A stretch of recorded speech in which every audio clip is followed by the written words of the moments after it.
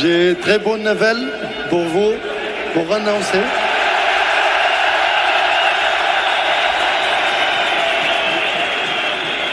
Kylian Mbappé va rester jusqu'à 2025.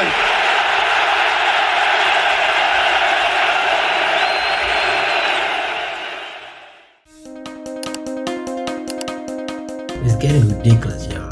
It really is. A couple of weeks ago, news broke out about Mbappe signing a new contract with PSG, and the amount being talked about in this joint is absolutely ridiculous. I don't mean ridiculous as if he doesn't deserve it. He absolutely does. And do you want to know why he deserves it? Because two of the most powerful teams in the world say he does. Two teams say that he is worth it, and they were willing to go to the most extreme lengths to get him. And that's exactly what happened. PSG did absolutely nothing but secure a valuable asset, perhaps the most valuable asset in their organization. It is still a ridiculous sum if what I'm hearing is correct. 100 million euros a season after tax for the next 3 seasons. The right to protest and suggest transfers and managerial appointments. This video isn't to bash Paris or Real Madrid or any particular team. This is about a system that has evolved into an unrecognizable monster, and year over year it strays away from the fundamentals of transfers.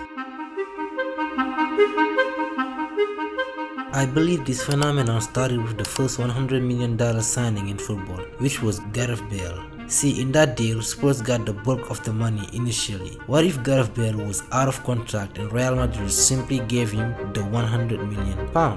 Neymar's transfer was the straw that broke the camel's back, because Neymar, if I'm remembering correctly, got the best of both worlds. He got the £222 million release clause and the £43 million salary. What he didn't have was the influence written in black and white, and that's where Mbappe comes in. See, Mbappe could have gone to Real Madrid, got $50 million a year, and he would have been happy, but PSG wouldn't let up. Mbappe, knowing that the only way he can hold more power in this team is by not only being the best paid player in the team, but also holding voting and veto power over major decisions in the next 3 seasons. This is the only way he can hold more power than Neymar, who has been held to the highest power for the entirety of his tenure in PSG. Mbappe and his agent have pulled the fast one on PSG. Not a robbery, but smart negotiating tactics. By the end of this contract, he'll be 26 years old and also 300 million euros richer. And guess what else he will be? Ready to sign that Real Madrid contract at just 26 years old. In 10 years,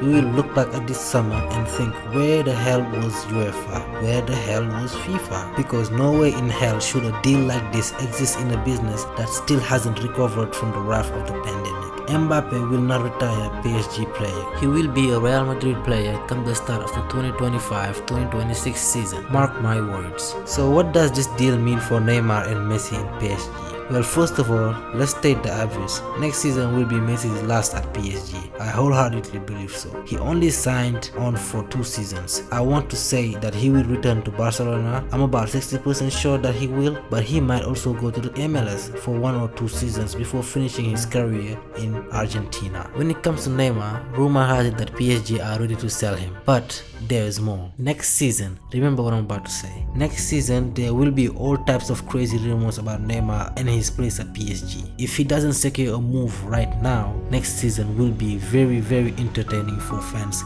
that do not like PSG. He will throw tantrums. The media will hype up every single transfer rumor. Ultimately, he's going to be linked to Real Madrid again and potentially Barcelona. And those rumors won't let up until he finally leaves. Now that I'm saying all this, could we see Messi and Neymar return to Barcelona for the 2023-2024 season? There's a strong possibility that can happen. Remember, Neymar is 30 years old now. PSG won't give a damn about letting him go as long as they get paid. This is not that far-fetched, and if you just sit back and think about it, all these moving parts, it starts to unravel slowly and more clearly. In summary, I think this Mbappe deal is terrible for football. It is absolutely horrendous. It sets a bad precedent for even more players to just wait out their contracts, especially if that player is young and knows they have a lot of time in their hands. We already are seeing early examples of this in like Pogba, Lingard and Dybala. Something has to be done immediately. I would propose that we do away with transfers altogether and employ a trading system with salary caps and restrictions just like the systems used by US sports associations such as the NBA. But let's be real, the football world isn't ready for that at all. Hell will freeze over before they even contemplate this option, because when they do, smaller teams will finally get the opportunity to keep their best players and get better and eventually challenge for the Champions League. That's a scary prospect to think about if you are a Real Madrid, a Manchester United, a Manchester City, Arsenal or Liverpool, a Bayern Munich, a PSG, Barcelona, a Chelsea. Anyway, for example, when Dortmund, Monaco, Ajax and Atlanta kept their players,